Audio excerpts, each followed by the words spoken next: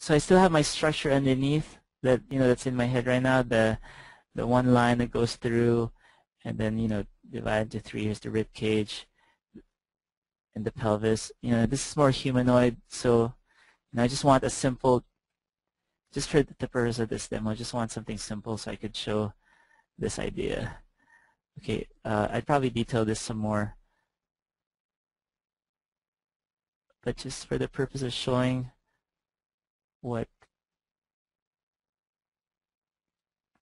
so put the layer to multiply and just, you could color pick if you can, but if not, you could just try and match the color closely. You don't have to get the color exactly like that. That's just like a reference for me to try. So put it in multiply, and I'll quickly just take out my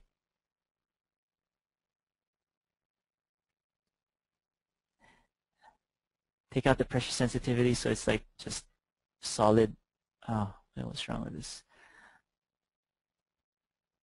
Yeah, so it's just solid like this. So I just want to mask this out real quick for you guys.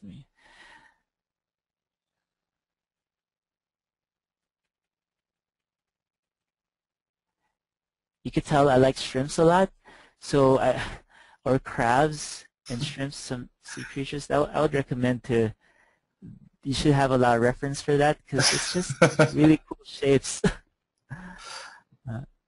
That's awesome. Is that because they're tasty as well? Yeah, I'm allergic to shrimps actually, but I just like. Oh, so you just have shapes. this longing for something you can't really have. Yeah, the shows in my designs.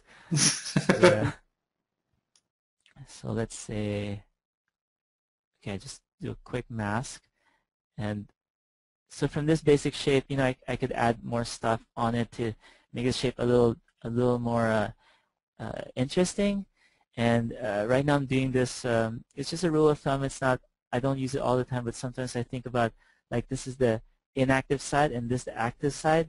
So you see a lot of like going ins and outs on this side, while this side is just straight. And if I want to make this crazy, this side won't have much texture on this side, just so there's a play on both sides. Because you have to know contrast is what you have to really pay attention to when you're doing these things, because contrast will help certain areas shine more. Some areas would look more detailed because one area is quiet. The example of like Batman and Batman the TV series. So here's Batman, but when Bruce Timm is good with making like one side active and then one side's active and then the inactive side. So it's like this is inactive and then active. So when he does things, he doesn't just do straight like this. He actually, this is straight and then this turns, or something like that. So if it's the other way around, this would go other way around. The arm would go this way, and then the inside would be straight. I kind of do that a lot with my stuff. And then from there, from that beginning, you could kind of do some stuff. Kind of break the shape a little more. So you could kind of see this detail because this side is clean. This side's clean, and you'll see this detail. Usually, the distribution of details would be in the shoulders, elbows, and then the knee area, and your centerpiece would be here. Really nice. So this is the head. It really depends what you want to show off. But anyway, back to what I'm trying to do here. So I have a mask now, and you get a layer on top, and you go Control-Alt-G, and then it will make the multiply layer my mask. So now when I paint anything under there, it would be masked out. So sometimes, you could even take this image, and just like drop it into that mask. So now it's in there like that, and just like, even just kind of put that in there.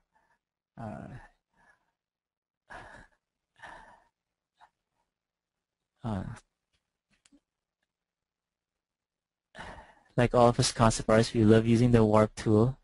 Of course, warp tool's awesome. And then just see where my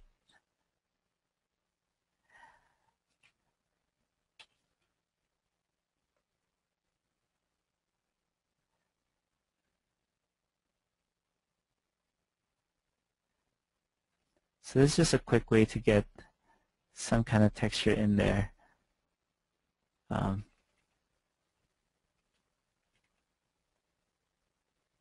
So at least you got some details now and paint on top of that. So that's one way to get the color in there and texture. But the other way, so you have more control of it, would just be getting close. Okay, so even just following the pattern of that will also help out with your design. So I almost don't really make up my own color palette. I just copy from life and just adjust it, based on what. Let's say here.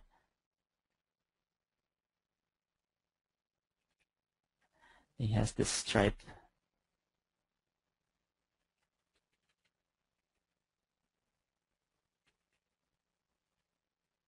My brush is still solid, just so I'm like trying to put in just blocks of color.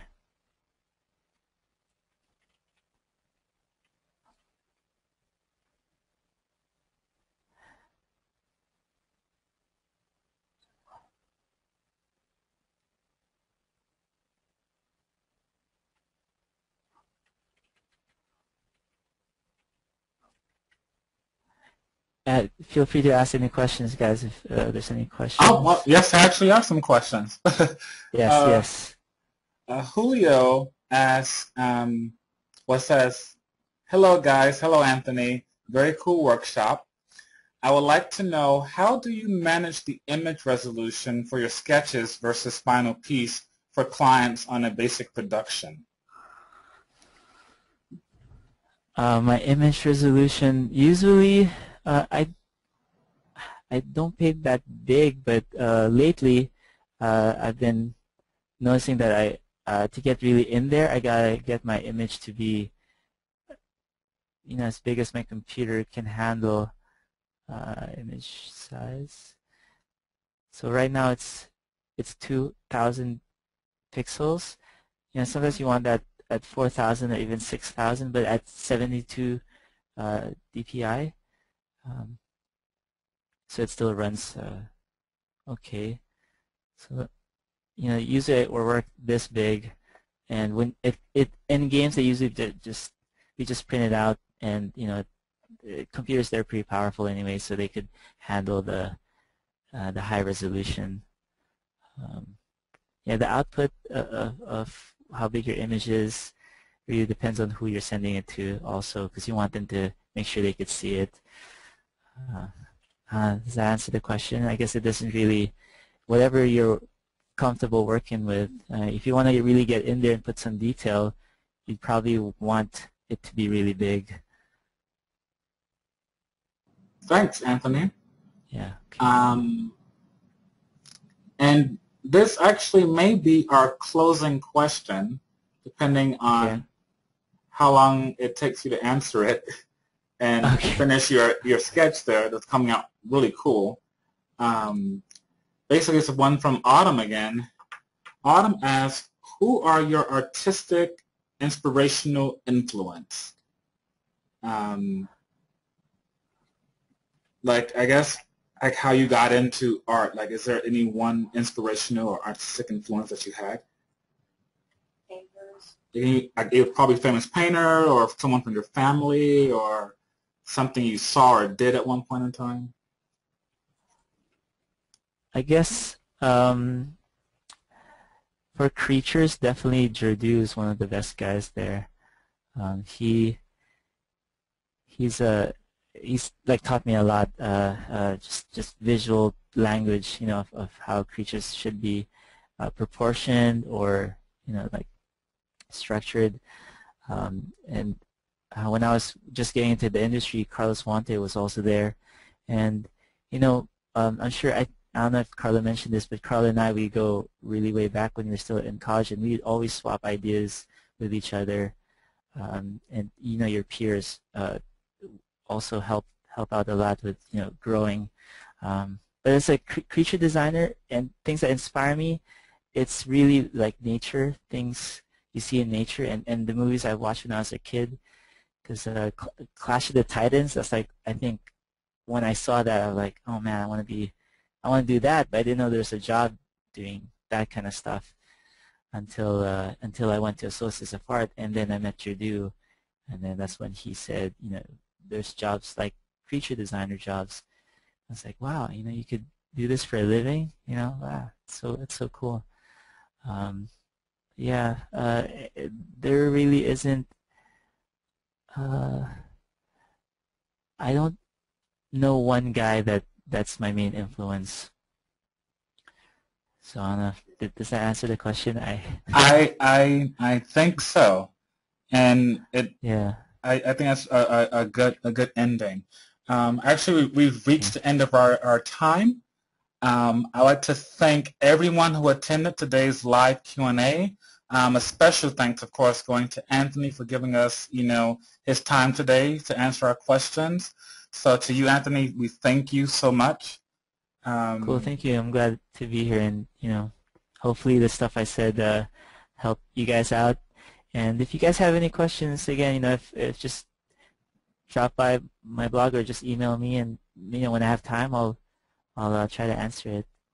Awesome. And for everyone who's still here, remember you can go back to the site. We have one more workshop left tomorrow, and also the other workshops are still available if you purchase them all together as a package. So please feel free to go back to the site to check out the ones that you haven't seen already. And also make sure to fill out the surveys at the end of all the artists' profile page.